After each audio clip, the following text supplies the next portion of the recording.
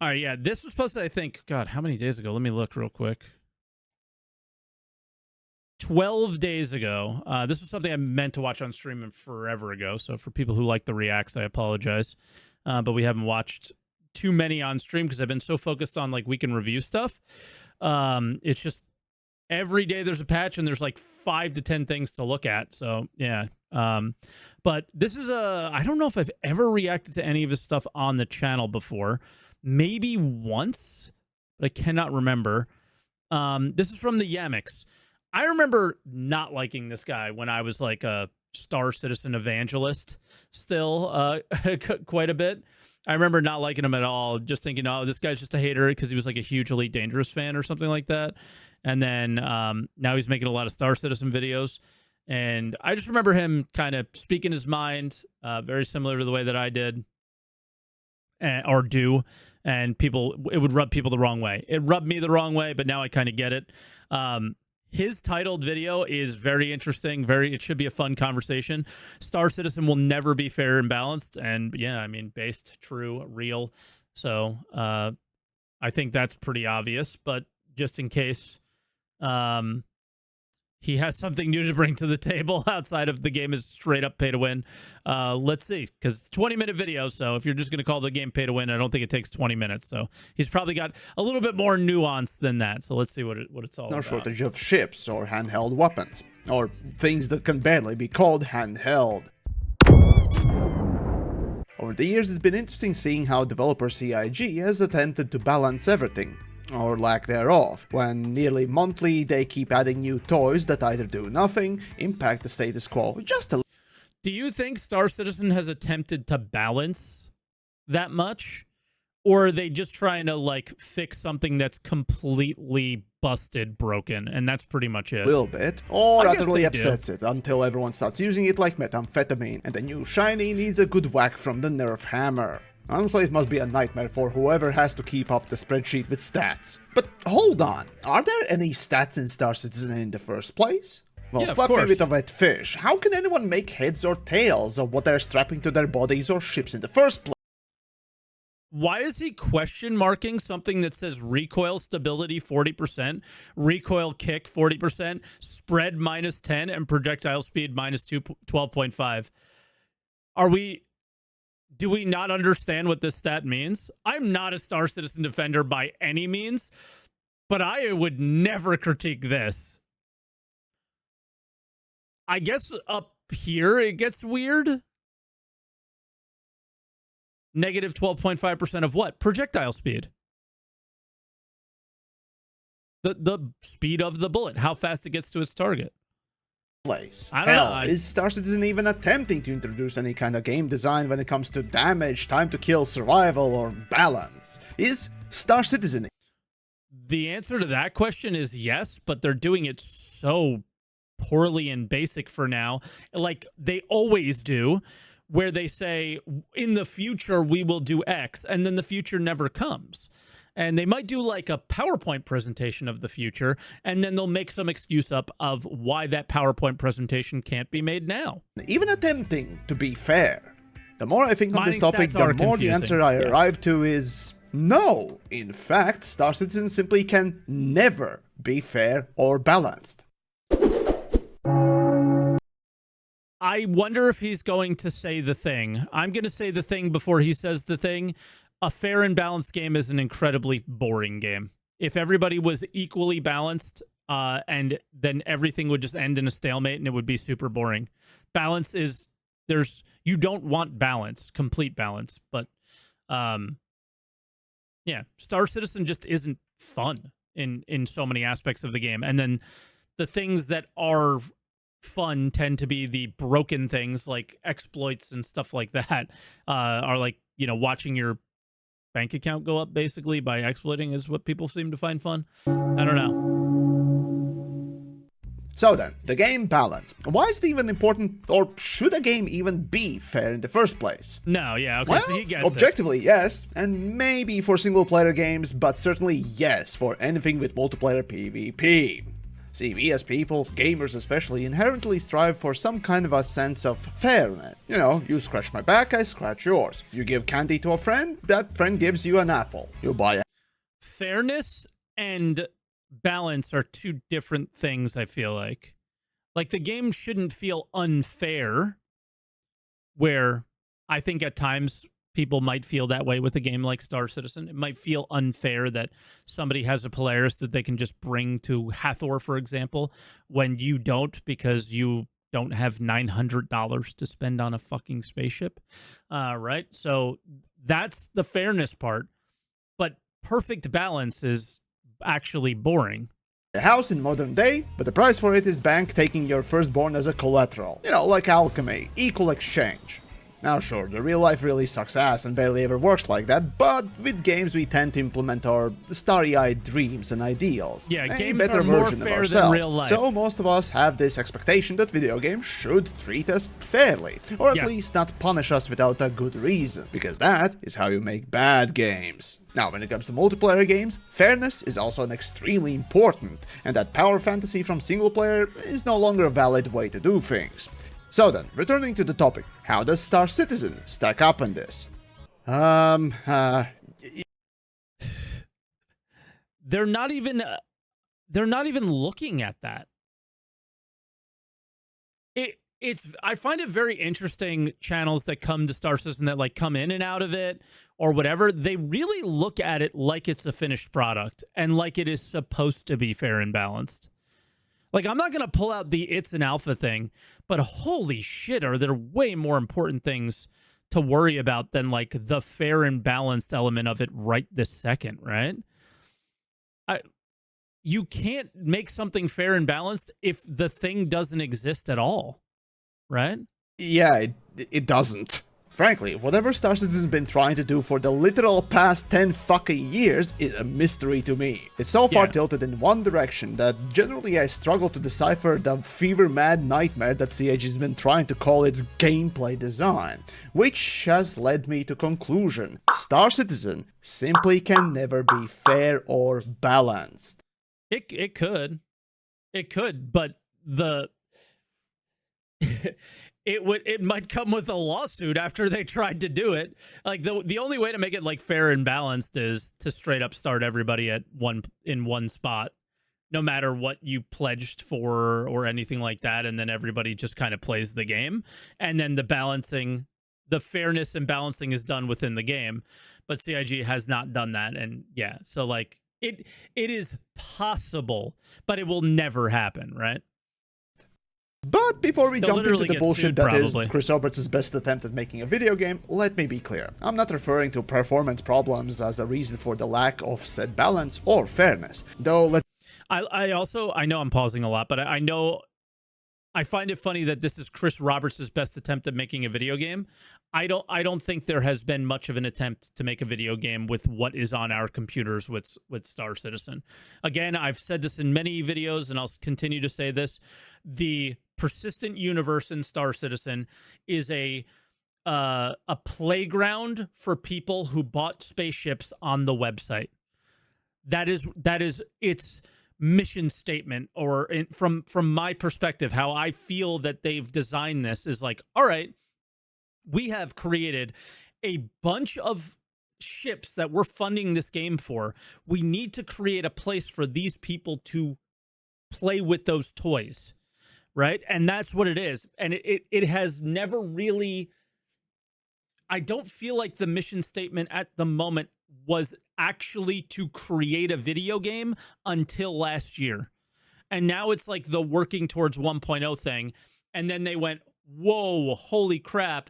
Now we have so many bugs to fix. We have so many systems to create. We have so many things to do. The game's super unstable. Nobody wants to play it. And then it was just like this, wow, they got punched in the face moment when they actually realized that they have to try to make a game in this.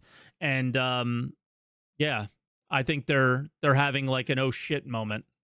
Let's be frank here, desync issues for the ship combat or the stuttery mess that is the FPS is certainly not helping. But let's pretend, make-believe that Star Citizen had never had any of those issues, you know? Let's pretend that we're chugging the Kool-Aid instead of water for a second. Okay, good. Now, to first see the reasons why, let's quickly run over how Star Citizen is supposed to be structured and what design philosophy is it using in the first place.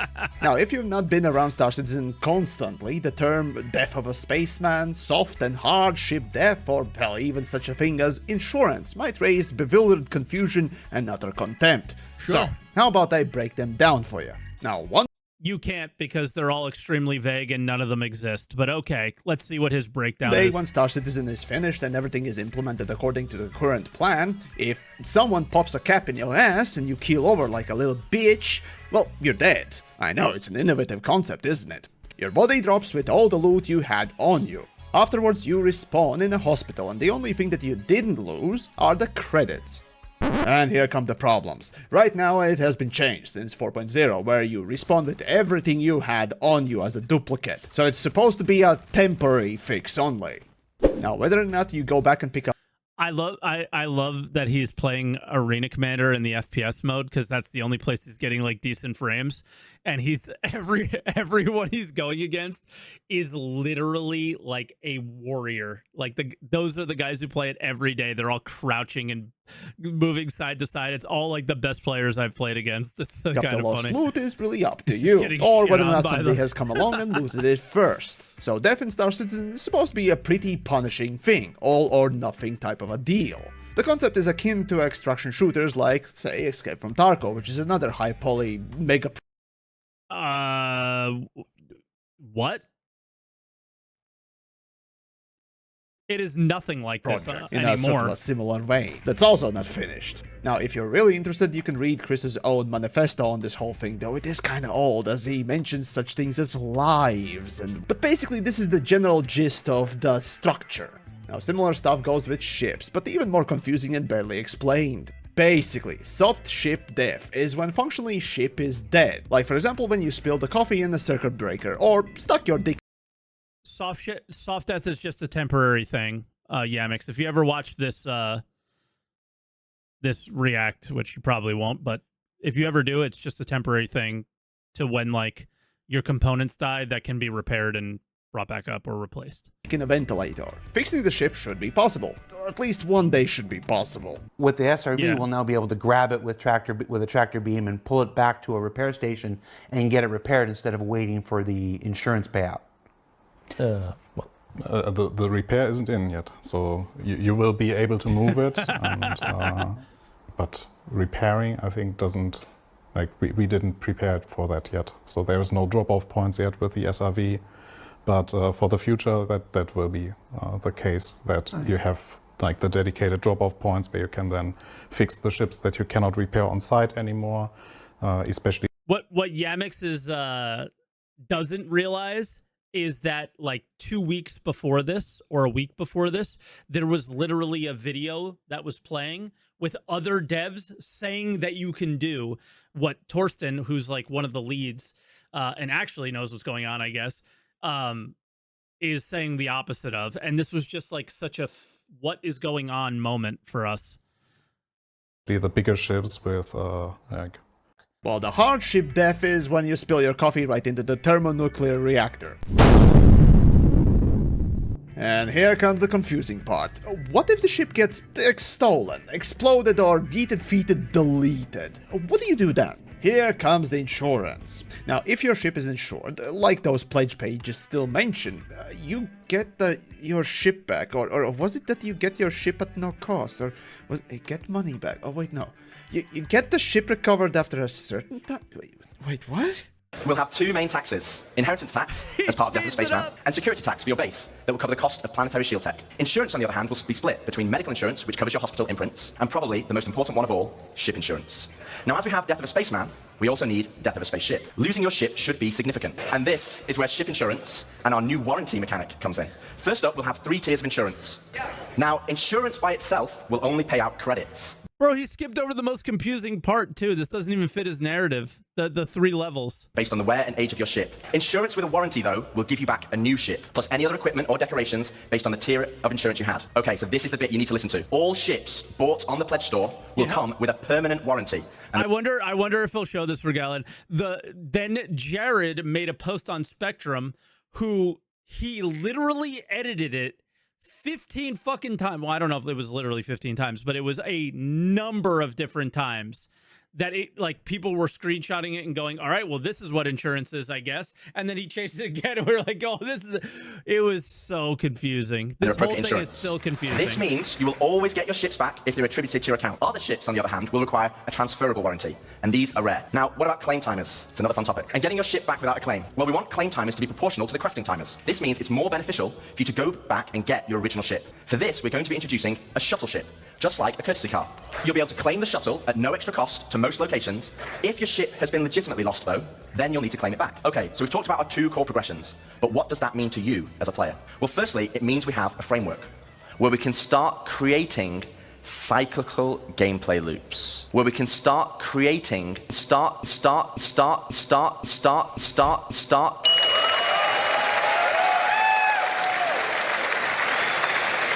What? I'm still fucking confused. And so are you. Now, beyond speculation and assumption, the whole ship insurance and the real-world limited time period insurance is so unexplained that even to this day, CIG and Roberts doesn't seem to know what the fuck this mechanism even is supposed to do or accomplish. Now, ideally, I could say that not insured ships could be lost like any other item forever, while insured ships would be given back to you either as a money thing or after a little bit of time.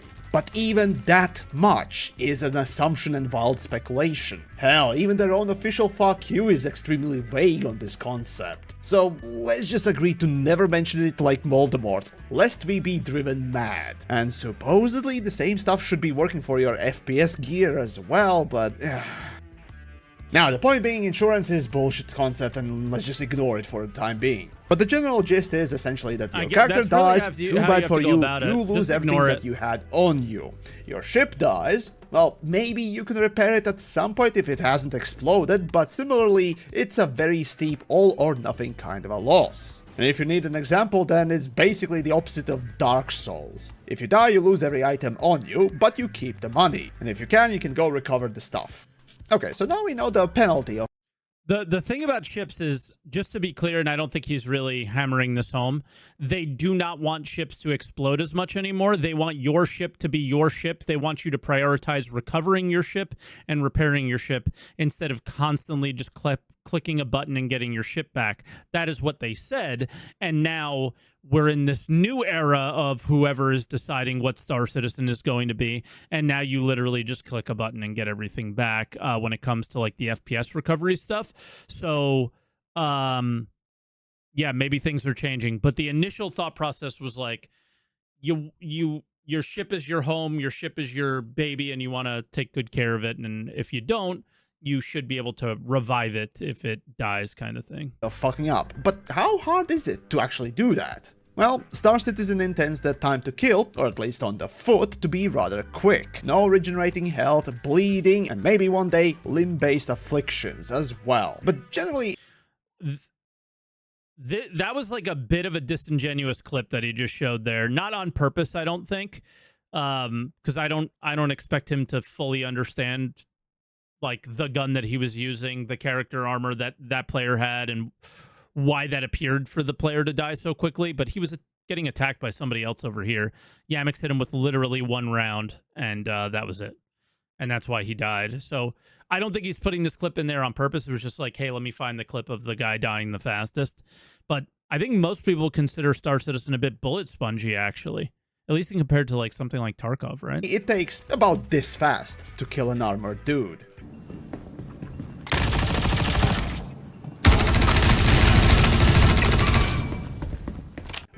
Yeah, it's rather long. He did put in a little text thing there that says, time to kill is rather long compared to more typically hardcore FPS games. So for an average FPS, it's about average time to kill. Yeah, and I'm not going to lie.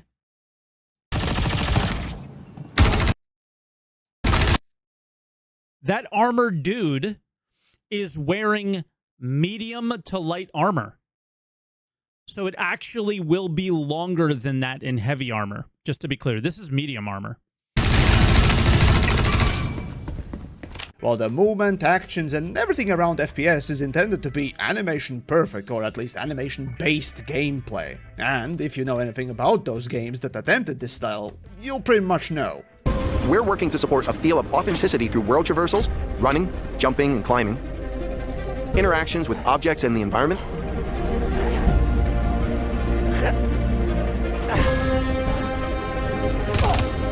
solid weapon gameplay and enemy reactions, as well as combat realities, such as weapon malfunctions. While animation-based design pretty much always turns into extremely jello-y, unresponsive, or slow-feeling, frankly speaking, mess. And boy, is Star Citizen's first-person shooter feeling the jelly.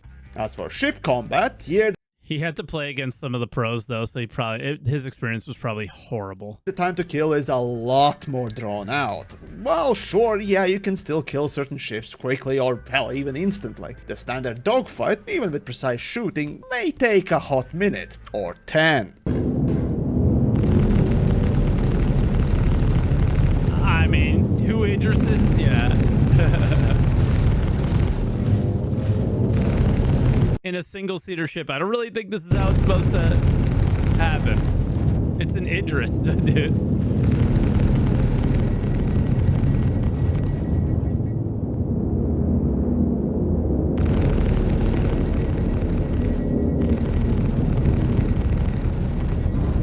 Now, basically, I don't what know. Chris Roberts seems to Everybody wants to be Luke with the Death Star, I guess? want from ship combat is to remake Wing Commander, meaning that it is World War II space planes in dogfights, with loads of Yes. particles and guns shooting all over the place, with little to no assistance. Meaning fixed forward shooting guns with maybe a lock-on missile here and there, or at most view-oriented gimbaled aiming, but generally as manual as combat is possible, without being too overcomplicated for the space dad. And in recent times, with the introduction of master modes, the top speed of ships have been limited to 200 meters a second, with boost reaching around 500 meters at most. Now this is slow.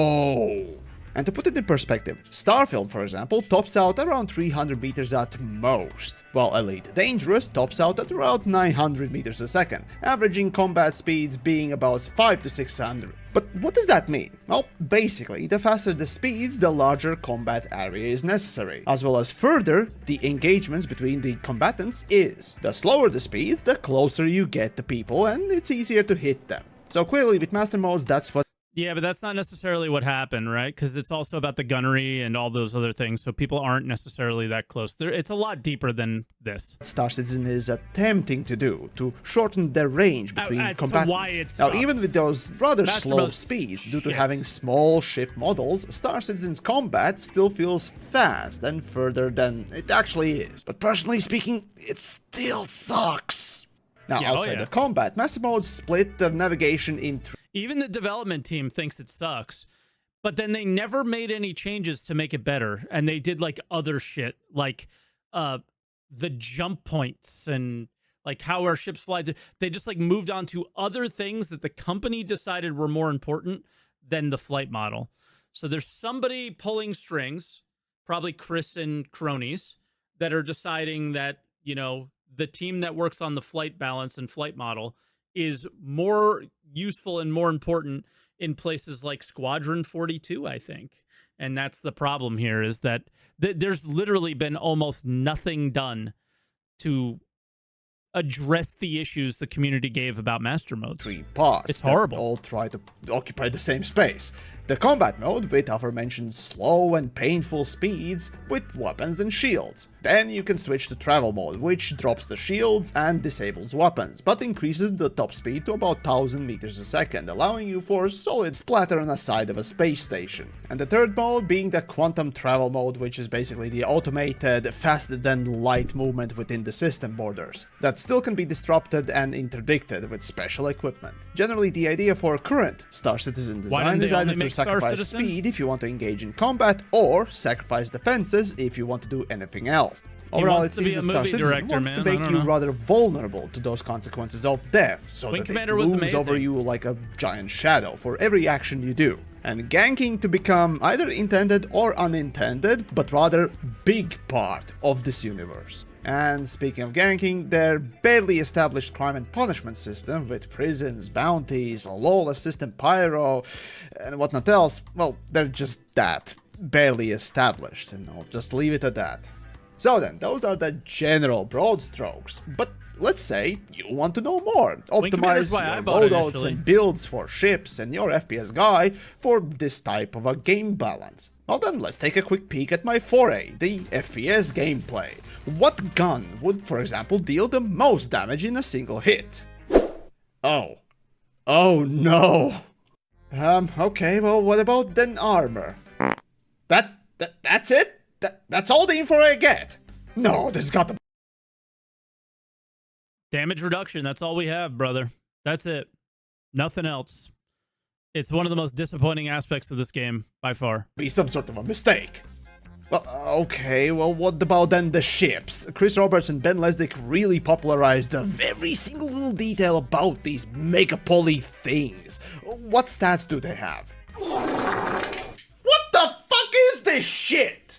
Yeah, so this, even today, over 10 fucking years of development, is the most information you're being given about the tools you get to play with.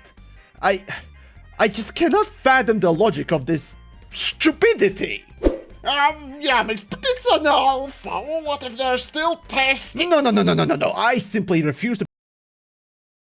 All this information's on third-party sites. So all the information exists. CIG just never put it in a place where a average player who comes in every once in a while. This Yamix is a follower. Like, he definitely knows the game. Has no idea what Urkel is, probably, right? Had no idea that he has to go to a third-party site to find all that. He knows enough to believe that these clowns for the last 10 years have been twiddling their fucking thumbs rather than designing and planning out even rudimentary game balance plan. But here it is. No stats, no nothing. For ship weapons, basically the only difference is in sizes. The bigger the weapon, the more damage. But the weapons in the same size category have been defaulted to the same amount of damage. Dude, Tarkov just has bars, right? For their damage and stuff?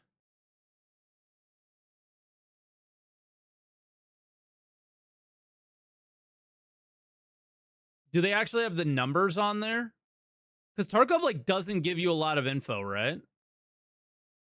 I can't remember. Tarkov's got a lot. Okay, cool. Ships don't have hull or shield HPs. Honestly, I wasn't sure. It's more like the quests Tarkov doesn't give you. Doesn't hold your hand on at all. It's a fucking miracle that an FPS guy has health bar in the first place. Now, clearly balancing a game, especially over years with more content and mechanics being added, will change the balance. But Star Citizen, to me, seems to have never had begun planning on what the game balance would even look like. I mean, the fact that every ship weapon of the same size deals the same amount of damage is a clear indicator of this. And don't you even get me started on the FPS. I swear I will curb stomp the next, but it's all for Kool-Aid chugger that tries to excuse. No, this isn't but it's alpha. It's that you're playing against Lomax that knows every little exploit-y, goofy fucking thing about Arena Commander. So you're just getting shit on by, literal pros. The lack of the stat and information sheets. There really is no excuse for any of this. But, as incompetent as this is, this does not mean it can't be improved in the future. However, this still... Tarkov now displays damage and penetration stats for their ammo. Yeah, they didn't used to, though, right? I remember just being like, bro, there's a fucking 1,000 things of ammo. I have no idea what to do. Won't save Star Citizen from being unfair and unbalanced forever. Now, from what has been said and provided to the public from CIG about Star Citizen and how it's supposed to work one day when the missing features are oh my god, roll, Yamix, roll! Star Citizen sounds like a ganker's paradise. Dumb ways to die, so many dumb ways to die, if you will. Very few protections for non-aggressors, even inside the so-called protected space. And hell, I didn't even touch the trading, base building, or production aspects, which each of them have their own problems, and lack of information about them. So is there a lot more yawing stuff in Elite Combat? That's really interesting if he's flying the way he would fly an Elite ship, because that's like his more main. But I was just like, oh my goodness. Why is he not rolling? He would go so much faster. Citizens gotcha, will be able to gotcha. purchase Okay. land anywhere in the UEE and enjoy the security that comes with it.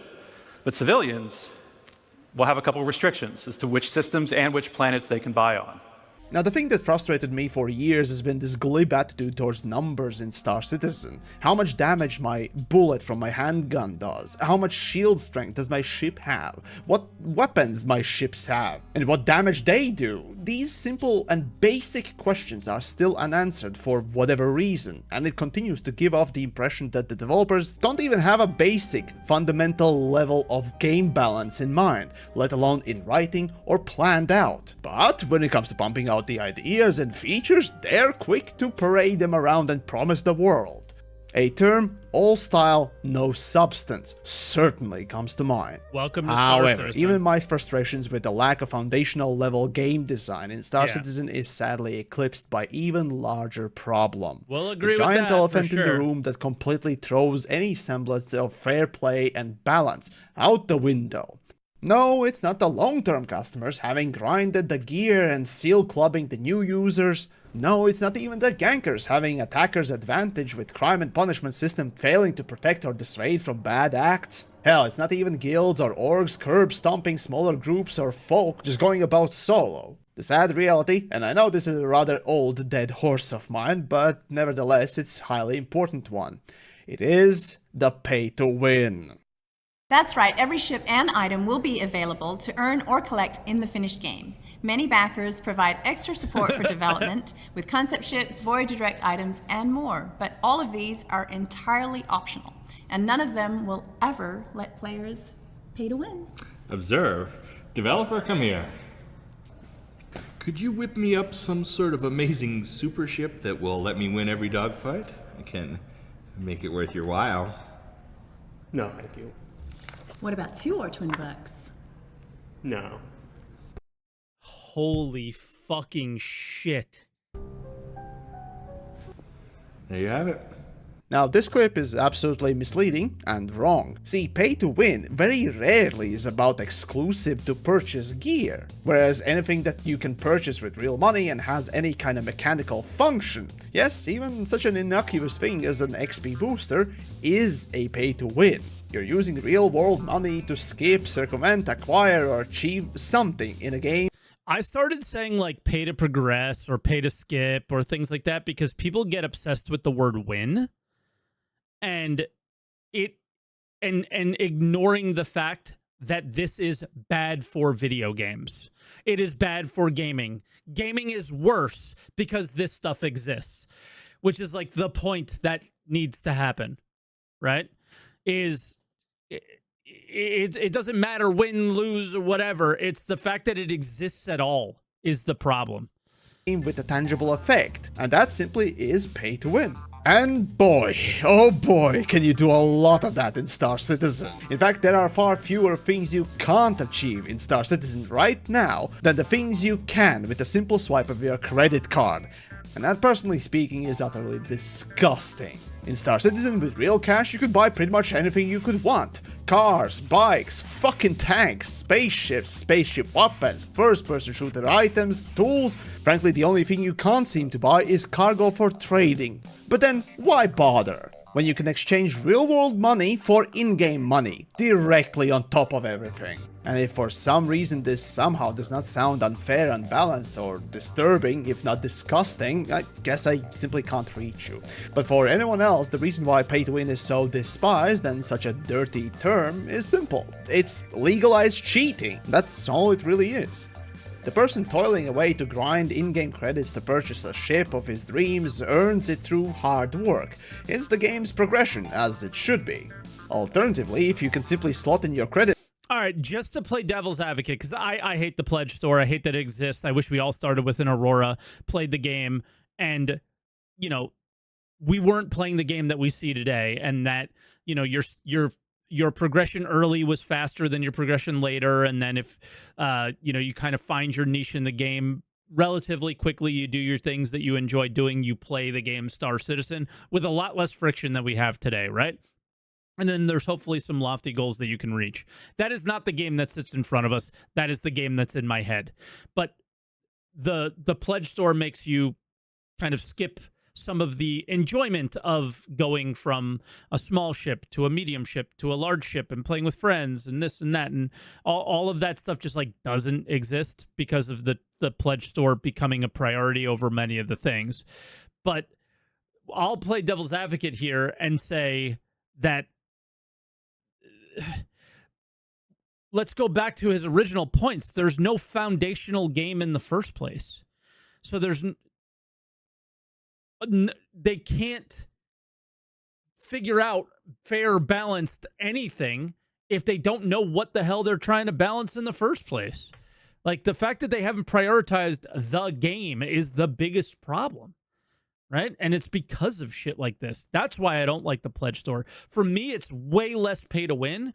For me, it's way more like we're not even trying to make the game because the pledge store is just so functionally more powerful for funding and just for them to exist and continue to exist, that the priority of making the game in the first place is literally becoming an afterthought. It card and get the thing right away, well, it either trivializes the so-called gameplay and the progression required to get the thing normally, or it's a simply illegal. There is no progression. There is no systems in game to, like, his argument's almost as if the current game experience is made worse because somebody bought an 890 jump. It is not.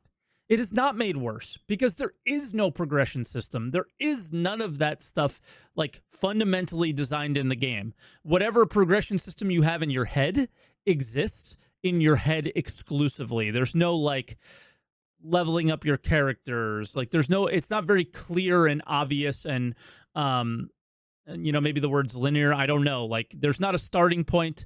There's not a middle game. There's not an end game. You just kind of float around and do whatever, because there is no real game there yet. So for me, the pledge store is way less of a problem in terms of, like, pay to win, pay to progress, pay to all these things right now, and I fear for what it will be. But you have to make the game first for me to fear over what it's going to affect, right? And that's what I hate about the pledge store, is just that it gets in the way of them making the game because it just works too well. As cheat. Either way you look at it, it's bad. Now, obviously, the dream of any self-respecting game designer is to create a deep and complex game with both challenging and fun gameplay. This is why the game balance is so important.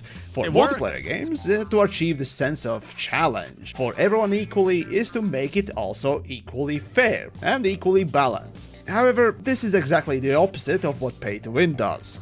As for Star Citizen as a whole, I don't think you need me to explain how buying biggest, bestest ships in their class is bad, and how it tilts the Star Citizen balance forever. And sadly, because of this, it becomes unbalanceable.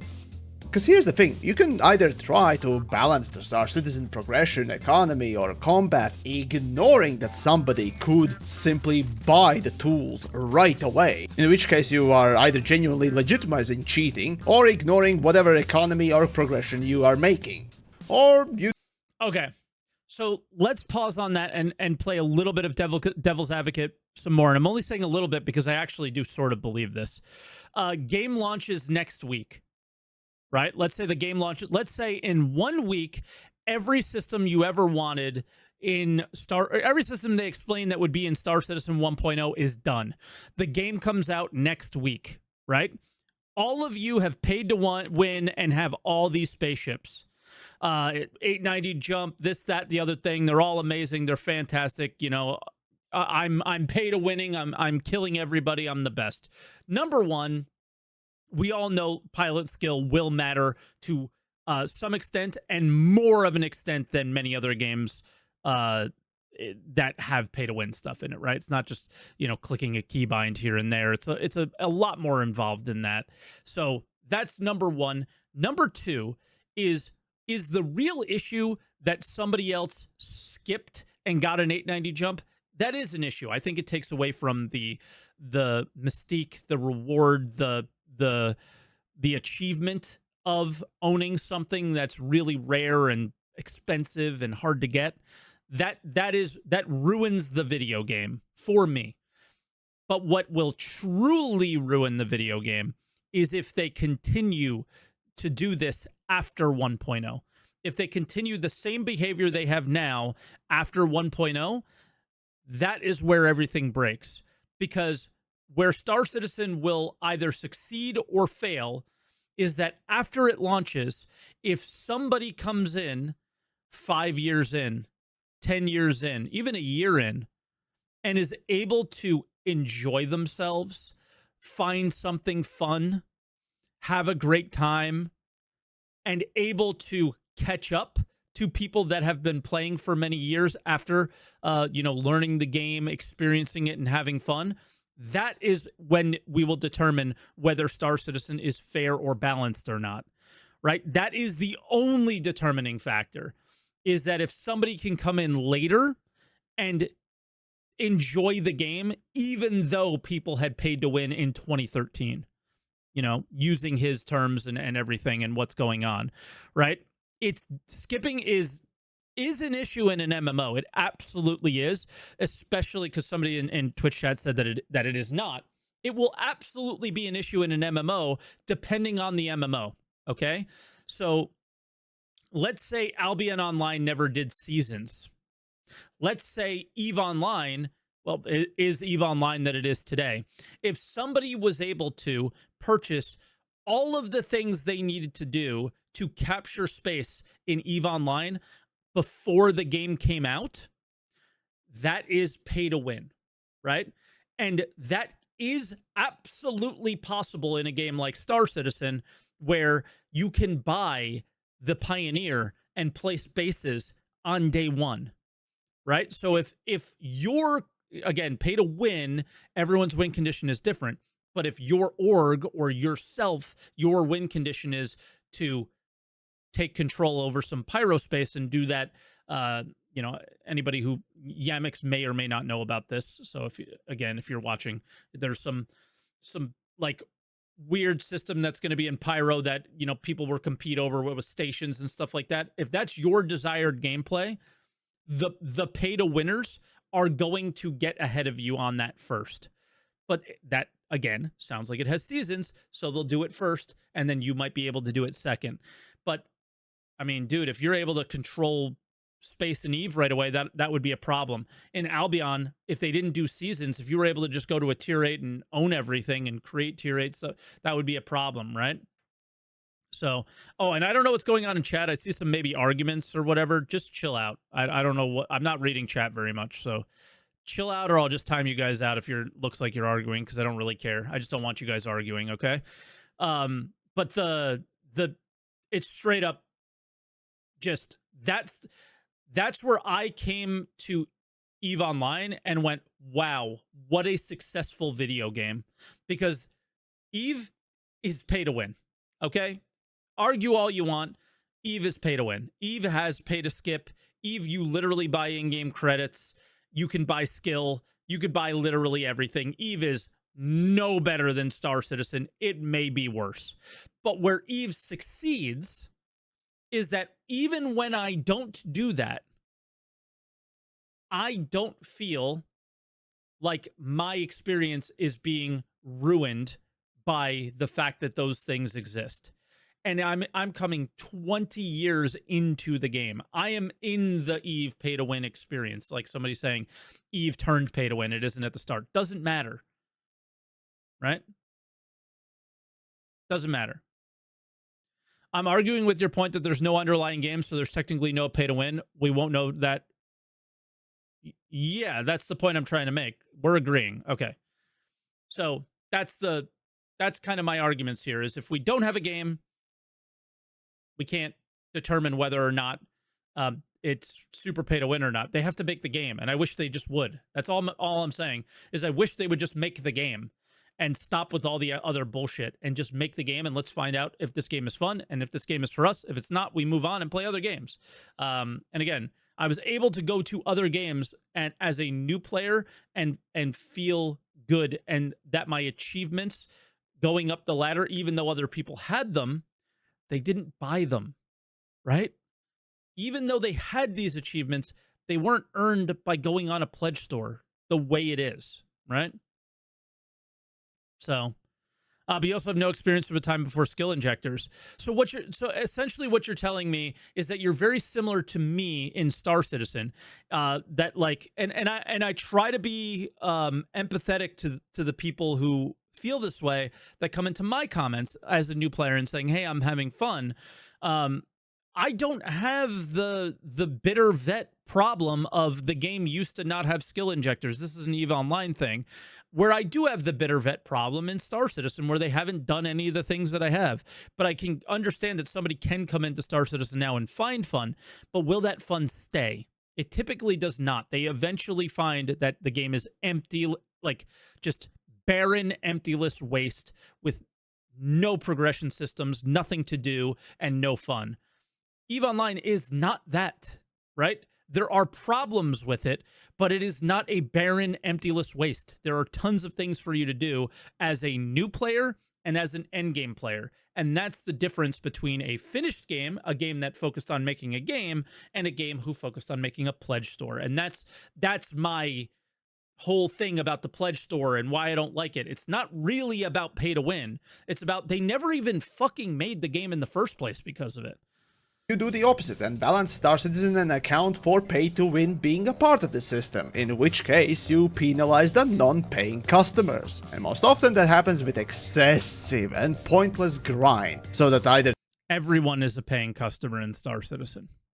It's not a free-to-play game. They cave in and spend money to Don't skip forget the that grind, part either. or sit there like fucking idiots and toil away, making the default gameplay. The ship he has here is like an Aurora is literally a throwaway purchase with the current systems in Star Citizen. It is literally a throwaway. You will fly this as soon as you can get out of it. You will, and you will never go back to it. I love the Aurora. I'm not shitting on the Aurora. Or I guess this is a Mustang, right? But I think that's the example I'm trying to make. Is like you will never fly this thing again unless you're just nostalgic about it like me and love it and want to fly it and stuff like that, right? So. Extremely unfun and, well, frankly speaking, boring, if not downright insulting. And this is the reason you can't simply say, but does Star Citizen even need to be fair and balanced? And that's the thing, sadly, Star Citizen will never be as fun, as fair, as balanced, as depthful, or as rewarding as it could have been. Instead, it already has become nothing more than just a playground for the rich. Or, if you want to be more precise, the playground for the cheaters. Though I'm sure... I think that's super weird. Or there are enough people who find this type of environment enjoyable or fun even. I just think that it's a shame how greed inherently ruins what games at least tend to be about. And so, as usual, I thank the supporters on Patreon. Go check it out as well if you want to support my rants or endless dead horse beatings of bad game practices. Or maybe just simply let me know what I got wrong. Do tell me. Can Star Citizen still be fair and balanced even with pay to win? Or is it a lost cause? Yeah. I think it's a lost cause, most likely. But I think it has... Well, it can't be a lost cause if it has a chance. It has a chance of survival, but that window is slimming down, right? More and more and more. You like Gamix? Dude, he's got some funny moments in there. He's obviously like a little rage baiting there with the cheater thing. But it just comes down to if the company allows you to do that, it's not like it's cheating, like you're exploiting or like hacking into the system. It's literally you go on the website and you buy it, right? Cheating's such a weird word to use. Cheating yourself, I think, more than anything, but yeah. So, yeah. I don't know what more to say. I wish they just made the game.